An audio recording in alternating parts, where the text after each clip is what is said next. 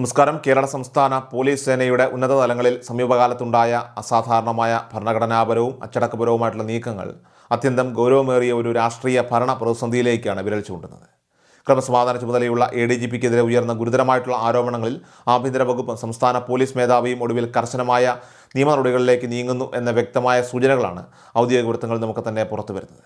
ഒരു ഉന്നത പോലീസ് ഉദ്യോഗസ്ഥൻ തൻ്റെ പദവി ദുരുപയോഗം ചെയ്തുകൊണ്ട് അട്ടിമറി ശ്രമങ്ങൾ നടത്താനായിട്ട് എല്ലാവിധ പ്രതിരോധ മാർഗങ്ങളും മുൻകൂട്ടി തയ്യാറാക്കിയിരുന്നുവെങ്കിലും അത്യന്തം കാര്യക്ഷമവും അതോടൊപ്പം തന്നെ പഴുതുകളടച്ചതുമായിട്ടുള്ള അന്വേഷണ റിപ്പോർട്ട് സമർപ്പിക്കപ്പെട്ടതോടുകൂടി ആ നീക്കങ്ങളെല്ലാം തന്നെ പൂർണ്ണമായിട്ടും പരാജയപ്പെടുകയാണ് ഉണ്ടായത്. നീതിപൂർവമായിട്ടുള്ള അന്വേഷണത്തിലൂടെയും ശക്തമായിട്ടുള്ള തെളിവുകളുടെ അടിസ്ഥാനത്തിലും തയ്യാറാക്കപ്പെട്ട പുതിയ പോലീസ് റിപ്പോർട്ട് കുറ്റാരോപിതനായിട്ടുള്ള ഉദ്യോഗസ്ഥനെ രക്ഷിക്കാനുള്ള എല്ലാ രാഷ്ട്രീയ ഭരണതല ശ്രമങ്ങളുടെയും വഴി അത് പൂർണ്ണമായിട്ടും അടയ്ക്കുന്നതായിരുന്നു എന്നത് വ്യക്തമാണ്. നിയമപരമായിട്ടുള്ള ലൂപ്പ് ഹോളുകളൊക്കെ തന്നെ കണ്ടെത്താനും ഭരണസ്വാധീനം ഉപയോഗിച്ച് രക്ഷപ്പെടാനും പരമാവധി ശ്രമിച്ച കുറ്റാരോപിതനായിട്ടുള്ള ഉദ്യോഗസ്ഥനെതിരെ അത്യന്തം ജാഗ്രതയോടെയുള്ള നടപടികളാണ് അന്വേഷണ ഏജൻസി സ്വീകരിച്ചിരിക്കുന്നത്.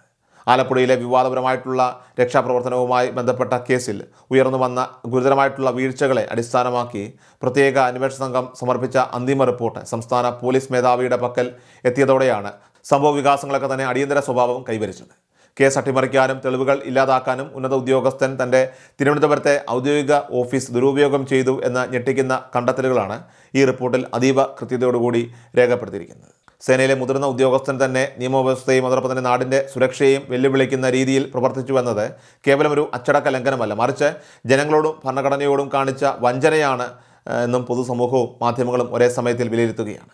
ഇത്തരം ഒരു പശ്ചാത്തലത്തിൽ മുൻപ് ഉദ്യോഗസ്ഥനെ സംരക്ഷിക്കാൻ താല്പര്യം കാണിച്ചിരുന്ന ഉന്നത കേന്ദ്രങ്ങൾ പോലും പുതിയ തെളിവുകളുടെയും അതോടൊപ്പം തന്നെ വസ്തുതകളുടെയും ഒക്കെ തന്നെ മുന്നിൽ അടിയറവ് പറയുകയും തങ്ങളുടെ സംരക്ഷണ നിലപാടുകളിൽ നിന്ന് പിൻവാങ്ങാൻ പൂർണ്ണമായിട്ടും നിർബന്ധിതരാവുകയും ചെയ്തിരിക്കുകയാണ്. തുടക്കത്തിൽ ഈ നിർണായകമായിട്ടുള്ള റിപ്പോർട്ടിലെ കണ്ടെത്തലുകൾ പൂഴ്ത്തിവെക്കാനും അതോടൊപ്പം തന്നെ ഭരണപരമായിട്ടുള്ള വലിയ സ്വാധീനം ഉപയോഗിച്ച് അന്വേഷണം അനിശ്ചിതമായി നീട്ടിക്കൊണ്ടുപോകാനും അണിയറയിൽ ശക്തമായിട്ടുള്ള നീക്കങ്ങളൊക്കെ തന്നെ നടന്നിരുന്നതായിട്ടും രാഷ്ട്രീയ നിരീക്ഷകരൊക്കെ തന്നെ ഇവിടെ ചൂണ്ടിക്കാണിക്കുന്നു. എന്നാൽ പ്രതിപക്ഷ നേതാക്കളും അതോടൊപ്പം തന്നെ KC വേണുഗോപാൽ MP ഉൾപ്പെടെയുള്ള പ്രമുഖ രാഷ്ട്രീയ വ്യക്തിത്വങ്ങളും വിഷയത്തിൽ നേരിട്ട് ഇടപെടുകയും ശക്തമായിട്ടുള്ള നിലപാട് സ്വീകരിക്കുകയും ചെയ്തതോടെ കാര്യങ്ങളുടെ ഗതി തികച്ചും മാറി തുടങ്ങുകയായിരുന്നു.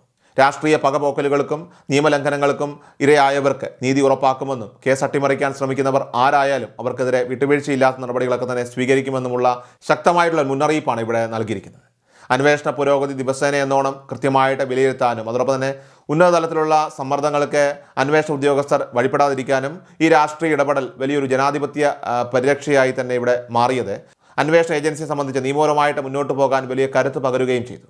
നടപടിക്രമങ്ങളുടെയൊക്കെ തന്നെ ഭാഗമായിട്ട് സംസ്ഥാന പോലീസ് മേധാവി നിലവിൽ കുറ്റാരോപിതനായിട്ടുള്ള ADGPക്ക് ഔദ്യോഗികമായിട്ടുള്ള വിശദീകരണ നോട്ടീസ് അയച്ചിരിക്കുകയാണ്. അതിന്മേൽ കൃത്യമായ സമയപരിധിക്കുള്ളിൽ വ്യക്തമായ മറുപടി നൽകാൻ കർശനമായിട്ടുള്ള നിർദ്ദേശവും നൽകിയിട്ടുണ്ട്. ഈ മറുപടി അത് വളരെ വ്യക്തമായി വിശദമായിട്ട് പരിശോധിച്ച ശേഷം വകുപ്പ് തല അച്ചടക്ക നടപടികൾ ശുപാർശ ചെയ്തുകൊണ്ടുള്ള അന്തിമ ഫയൽ അത് DGP ആഭ്യന്തര സെക്രട്ടറിക്ക് വരും ദിവസങ്ങളിൽ കൈമാറുന്നതാണ്. തുടർന്ന് മുഖ്യമന്ത്രിയും ആഭ്യന്തരമന്ത്രിയും തമ്മിൽ നടത്തുന്ന അതീവ രഹസ്യവും നിർണായകമായിട്ടുള്ള കൂടിക്കാഴ്ചയ്ക്ക് ശേഷമായിരിക്കും സസ്പെൻഷൻ ഉൾപ്പെടെയുള്ള കടുത്ത അച്ചടക്ക നടപടികളിൽ അന്തിമ തീരുമാനമുണ്ടാവുക. മുൻ സർക്കാരിൻ്റെ കാലത്ത് പ്രതിപക്ഷ രാഷ്ട്രീയ പ്രസ്ഥാനങ്ങളെ സേനയെ ഉപയോഗിച്ച് അടിച്ചമർത്താനും ഈ ഉദ്യോഗസ്ഥൻ ബോധപൂർവം ശ്രമിച്ചുവെന്ന ആക്ഷേപം ശക്തമായിട്ടുള്ള സാഹചര്യത്തിൽ കുറ്റക്കാരെ സംരക്ഷിക്കുന്നത് സർക്കാരിൻ്റെ പ്രതിച്ഛായയെ തന്നെ സാരമായിട്ട് ബാധിക്കുമെന്ന ബോധ്യം ഇപ്പോൾ ഭരണ നേതൃത്വത്തിനുണ്ടായിട്ടുണ്ട്. ഈ ഒരു അന്വേഷണത്തിൽ പുറത്തു വന്ന മറ്റൊരു പ്രധാന ഭരണപരമായിട്ടുള്ള അപാകത ഉയർന്ന റാങ്കിലുള്ള DYSP അന്വേഷിച്ചിരുന്ന അതീവ പ്രാധാന്യമുള്ള ഒരു കേസ് തികച്ചും നിയമവിരുദ്ധമായിട്ട് ലോവർ ഗ്രേഡ് SI റാങ്കിലുള്ള ഉദ്യോഗസ്ഥനിലേക്ക് മാറ്റി തിരുത്തിയെന്നതാണ്. ഉന്നതതലത്തിലുള്ള ശക്തമായ ഒത്താശയോ അധികാര ദുർവിനിയോഗമോ ഇല്ലാതെ ഔദ്യോഗികമായിട്ടുള്ള ഭരണ സംവിധാനത്തിൽ ഇത്തരമൊരു വലിയ അട്ടിമറി ഒരിക്കലും സാധ്യമല്ലെന്നിരിക്കെ പുതിയ റിപ്പോർട്ട് ഈ തിരിമറിയുടെ പിന്നിലെ ആസൂത്രിത നീക്കങ്ങളെ കൃത്യമായിട്ട് തുറന്നു കാട്ടുന്നു.